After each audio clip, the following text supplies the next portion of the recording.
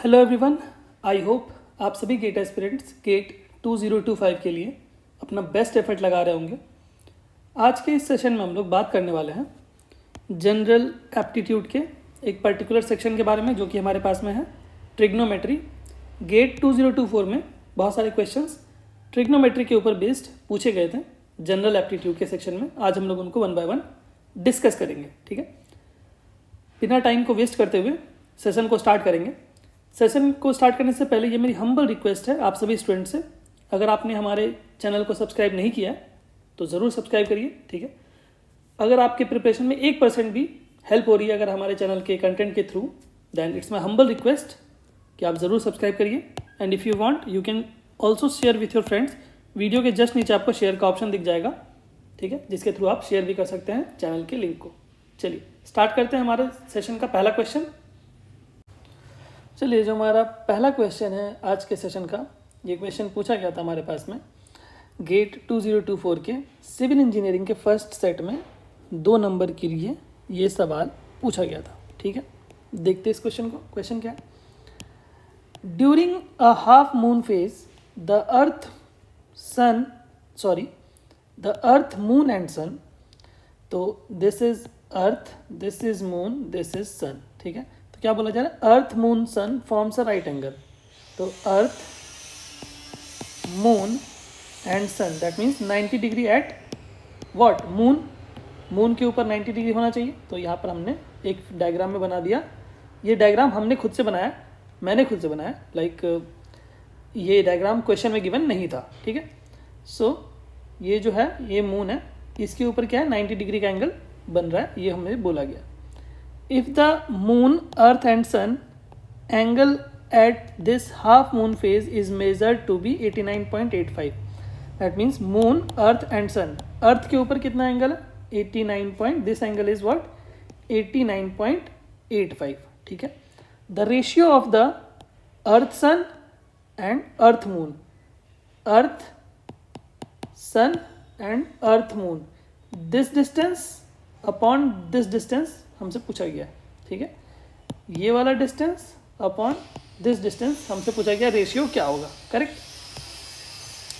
तो यहाँ पर हम क्या करेंगे? सबसे पहले अगर आप देखेंगे ये एंगल हमारे पास में गिवन था 90 डिग्री और ये वाला एंगल गिवन था 89.85, that means the rest angle that was this angle 0.15 होगा, करेक्ट। तो अब अभी अगर हम यहाँ से ये निकालने की कोशिश करें, अगर मैं बोलूँ कोसेक 0.15 अगर मुझे चाहिए, कोसेक थीटा दैट इज 0.15 अगर हम निकालने की कोशिश करें ये वाला, ठीक है, तो हमें क्या होगा? ये क्या होगा हमारे पास में? This one will be hypotenuse, this one will be perpendicular, this one will be base, correct. तो कोसेक थीटा क्या होता है हमारे पास में? PH तो H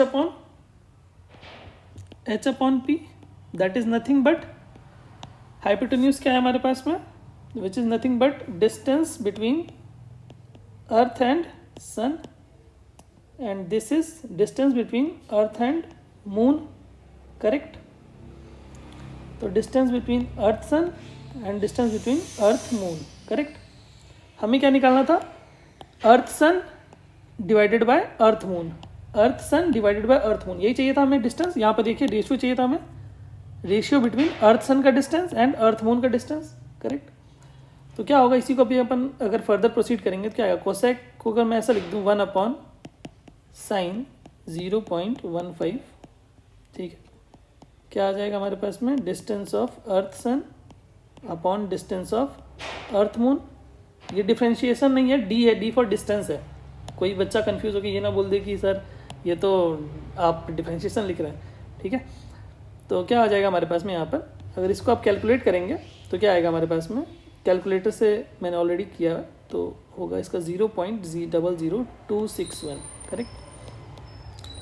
और ये आएगा distance of earth sun and distance of earth moon जो कि हमें रिक्वायर्ड था।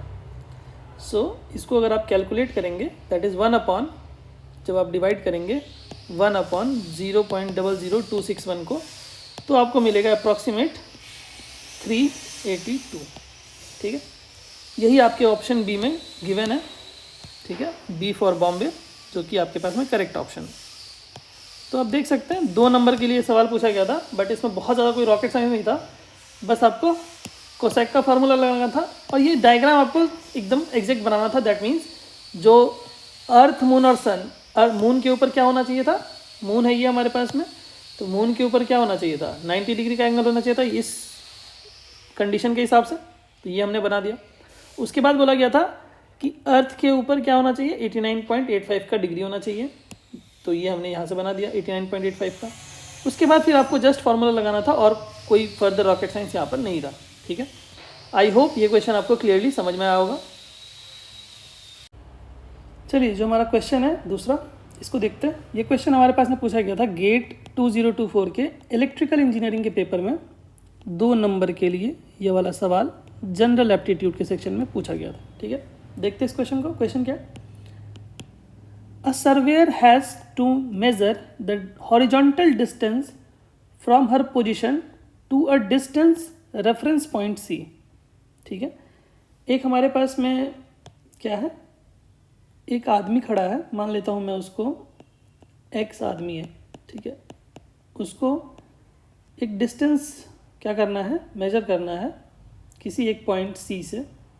ठीक है, और क्या बोला जा रहा है, using her position as a center a 200 meter horizontal line segment is drawn with 2 end point A and B. तो इसने क्या किया, ए और बी एक लाइन ड्रॉ कर दी जिसकी लेंथ होगी कितनी, 200। मैं इसको x को इधर लिख देता हूँ, नहीं तो ये हो जाएगा। ठीक है, यहाँ लिख देता हूँ। क्या करना है, एक लाइन ड्रॉ किया उसने, ठीक है, जिसको बोल दिया उसने a एंड b, करेक्ट। और क्या बोला है कि A B C are not collinear, तो कोलीनियर तो मैंने नहीं बनाया, इसका मतलब करेक्ट है। 200 मीटर का लाइन बोला गया और बोला गया है कि using her position as a center, तो जो x है वो क्या है, सेंटर है। That means this is 100, correct, and this is also 100। That is XA and XB both are 100। ठीक है, अगर मैं इसको कंबाइन कर दूं तो कुछ ऐसा दिखेगा। यहाँ पर बोला गया 200 मीटर हॉरिजॉन्टल लाइन सेगमेंट, ठीक है, is drawn with the 2 end point A and B. तो अगर हम, और यहाँ पर बोला गया है a surveyor has to measure the horizontal distance from her position to a distance reference point C। दोनों ही हॉरिजॉन्टल लाइन कैसे होगा, यहाँ पर वर्टिकल होना चाहिए था मेरे हिसाब से, तो बट फिर भी डायग्राम ऐसा ही बनेगा, क्योंकि अगर दोनों ही हॉरिजॉन्टल डिस्टेंस लेंगे तो फिर मेजर कैसे करेंगे। सी भी अगर हॉरिजॉन्टल पे होगा और ए बी, तो फिर तो कोलिनियर हो जाएगा ना। सो दैट्स वाई ए और बी को हमको वर्टिकल लेना पड़ेगा। दैट्स वाई, जिससे कि ए बी सी कोलिनियर ना हो। ठीक है, अगर अपन ए बी सी यहाँ पर ले लेंगे तो कोलिनियर हो जाएगा ना। So that's why we can not take A B C as collinear, बोल दिया गया। तो ए और बी क्या होगा, इस तरह से करके लाइन हमें ड्रॉ करनी पड़ेगी। और क्या बोला गया है, each of the angle C A B and C B A are measure 87.8। That means this angle is also 87.8 and this angle is also 87.8, correct. अभी क्या बोला है, the distance in meter of the reference point C from her position to is to the nearest 2। That means हमें distance कौन सी निकालनी है, ये वाली डिस्टेंस चाहिए हमें, एक्स सी। जो आदमी पहले खड़ा था और जिस पॉइंट से उसको डिस्टेंस निकालना था, दैट इज सी, तो इस एक्स पॉइंट से इस सी पॉइंट का डिस्टेंस उसको चाहिए। ठीक है, करेक्ट। तो अभी आप बताइए मुझे, यहाँ मैं क्या कर सकता हूँ, यहाँ मैं अगर लिख दूँ tan 87.8, tan थीटा क्या होता है, tan थीटा होता है PH BH P upon B। That means P upon B। ठीक है, तो परपेंडिकुलर क्या होगा हमारे पास में, perpendicular will be nothing but XC। ठीक है, दिस वन। और बेस क्या होगा हमारे पास में, विल बी 100। ठीक है, तो अगर मैं ट्रायंगल XAC को कंसिडर करता हूँ तो ठीक है 100।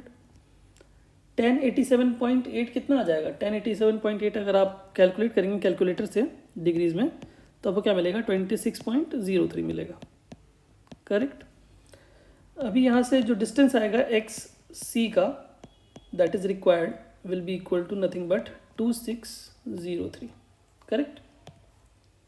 तो यहाँ से कितना आ गया डिस्टेंस हमारे पास में, हमें निकालना था रेफरेंस पॉइंट सी का to her position will be equal to nothing but option A that is 2603। तो आप देख सकते हैं कि 2 नंबर के लिए ये सवाल पूछा गया था जनरल एप्टीट्यूड के सेक्शन में, और इसमें 2 स्टेप मुश्किल से करना पड़ा है मुझे। मैं तो इसको एक ही स्टेप कंसिडर करूँगा, यही वाला, बाकी तो बस कैलकुलेशन है। तो ये स्टेप और एक जो डायग्राम था वो आपको करेक्ट बनाना था। दैट मीन्स यहाँ पर बोल दिया गया था ABC कोलिनियर नहीं हो सकते। दैट मीन्स यहाँ पर अपन ABC A और B नहीं ले सकते। दैट मीन्स हमें लाइन ऐसा ड्रॉ करना पड़ेगा, तभी हमारे पास में ABC कोलिनियर नहीं होंगे। ठीक है, तो क्वेश्चन में बस डायग्राम आपको सही से बनाना था, then only you will be able to do this question, मुझे ऐसा लगता है। बाकी इस क्वेश्चन में कोई और रॉकेट साइंस तो नहीं थी। सो आई होप ये क्वेश्चन आपको क्लियरली समझ में आया होगा। तो इस सभा को हम यहीं समाप्त करेंगे, क्योंकि और कोई क्वेश्चन मुझे दिखा नहीं ट्रिग्नोमेट्री के ऊपर बेस्ड। ठीक है, थैंक यू सो मच। और ये मेरी हम्बल रिक्वेस्ट है आप सभी स्टूडेंट से, अगर आप हमारे चैनल पे नए हैं तो ज़रूर सब्सक्राइब करिए, और if you want you can also share with your friends. ठीक है, वीडियो के जस्ट नीचे आपको शेयर का ऑप्शन दिख जाएगा, जिसके थ्रू आप अपने फ्रेंड्स के साथ में चैनल के लिंक को शेयर कर सकते हैं। ठीक है, आई होप आप इस बात को अंडरस्टैंड करेंगे। We are going towards 9.6K, 9600 already subscribers हैं, और अगर आपका सभी का सपोर्ट बना रहेगा तो जल्द ही हम लोग 10,000 सब्सक्राइबर को क्रॉस कर देंगे। सो ये मेरी हम्बल रिक्वेस्ट है कि आप इसको कंसिडर करिए और ज़रूर सब्सक्राइब करिए और अपने फ्रेंड्स के साथ में शेयर करिए, जिससे कि थ्रू हम लोग 10K सब्सक्राइबर को जल्दी से पूरा कर लें, माइलस्टोन को। ठीक है, so thank you so much everyone and जय हिंद।